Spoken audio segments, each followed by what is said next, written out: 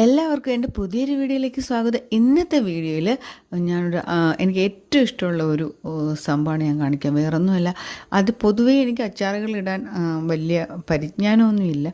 എങ്കിലും ഈ അച്ചാറിൻ്റെ ടേസ്റ്റ് കാരണം ഞാനത് പഠിച്ചെടുത്തു. വേറൊന്നുമല്ല, ഉണക്കക്കൊഞ്ചിൻ്റെ അച്ചാറാണ് കേട്ടോ.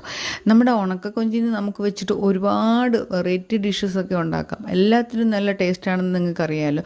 അതുപോലെ തന്നെ ഇതും നല്ല ടേസ്റ്റി ആയിട്ടുള്ളൊരു അച്ചാറാണ്.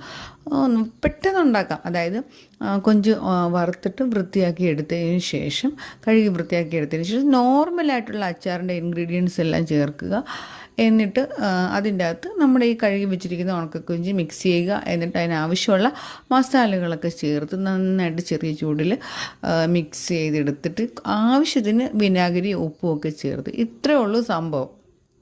പക്ഷേ എനിക്കും മോൾക്കും ഭയങ്കര ടേസ്റ്റി ആയിട്ട് തോന്നുന്നുണ്ട്. നിങ്ങളിന്ന് ട്രൈ ചെയ്ത് നോക്കൂ, നിങ്ങൾക്കും ഇത് ടേസ്റ്റി ആയിട്ട് തോന്നും. അത്ര രുചികരമായിട്ടുള്ള ഒരു സംഭവമാണ് ഈ അച്ചാർ.